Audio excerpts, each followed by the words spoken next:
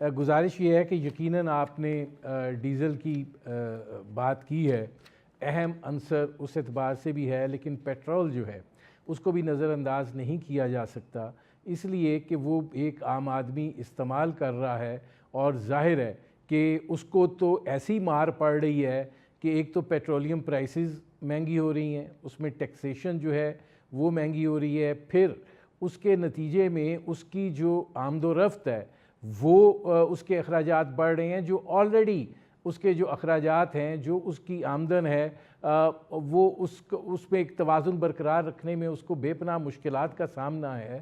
تو ایسی صورتحال کے اندر آپ کا یہ اقدام اٹھا لینا کہ آپ روزانہ کی بنیاد پر تعین کریں گے اور پھر ٹیکسیشن اتنی زیادہ کر دینا، یہ کیا ہے؟ دیکھیے، میں تو سمجھ نہیں پا رہا ہوں کہ فیصلہ سازی کا طریقہ کار کیا ہے حکومت کے اندر، فیصلہ ساز شخصیات کون ہیں، اور کیا وہ امپیکٹ کے حوالے سے دیکھ سکتی ہیں کہ جو فیصلہ کیا جائے گا اس کا نتیجہ کیا نکلے گا۔ اب میں آپ سے کہہ رہا تھا کہ پی ایس او کو منوپلی دے دی گئی ہے۔ ایک کمپٹیشن ایکٹ ہے شاید 2010 کا جو ایگزسٹ کرتا ہے، وہ کہتا ہے کہ حکومت جو ہے وہ مونوپلیز کریٹ نہیں کر سکتی۔ تو یہاں پہ کیا کابینہ جو ہے وہ خود سے بیٹھے اپنے ہی پارلیمنٹ کے بنائے ہوئے قوانین کی خلاف ورزی کر رہی ہے؟ پھر کابینہ دوسرا فیصلہ یہ کرتی ہے کہ وہ اوگرا کو حکم دیتی ہے کہ جو قیمت ہوگی پی ایس او کی ڈٹرمنٹ کی ہوئی، ڈکلیئر کی ہوئی، اس کو فارمولے کے اندر جو ہے استعمال کیا جائے گا۔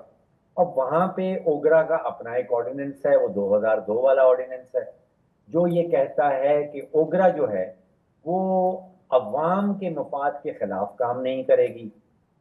اب یہاں پہ بہت ساری قوانین کی بھی خلاف ورزیاں شروع ہو گئی۔ آپ سوچئے کہ اوگرا جو ہے وہ انڈیپینڈنٹ ادارہ ہے قانون کے تحت، اس نے اپنا فیصلہ خود سے کرنا ہے، اس کو کابینہ جو ہے وہ ایک سمت میں ڈائریکشن نہیں دے سکتی۔ پی ایس او کی منوپلی کریٹ نہیں کی جا سکتی۔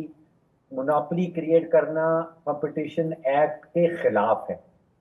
اب یہاں پہ قانون کی خلاف ورزیاں ہو رہی ہیں۔ آپ جس کی طرف اشارہ کر رہے ہیں کہ عام موٹر سائیکل والا پیٹرول ڈلواتا ہے، گاڑی والا پیٹرول ڈلواتا ہے، ان کا کیا بنے گا؟ دیکھیے، میں ڈیزل کے اوپر فوکس اس لیے کر رہا تھا کہ ڈیزل کے نتیجے میں جو اضافہ قیمت میں آتا ہے وہ پیٹرول پمپ تک نہیں رکتا، وہ آپ کے کچن تک پہنچ جاتا ہے۔ اس میں اب گندم میں ایک ٹرانسپورٹیشن کا ایلیمنٹ ہے، گندم کی قیمت بڑھے گی، سبزیوں کی قیمت بڑھے گی، گوشت کی قیمت بڑھے گی، دالوں کی قیمت بڑھے گی، گھی کی قیمت بڑھے گی، دودھ کی قیمت بڑھے گی، آٹے کی قیمت بڑھے گی۔ تو آپ کس قسم کی فیصلہ سازی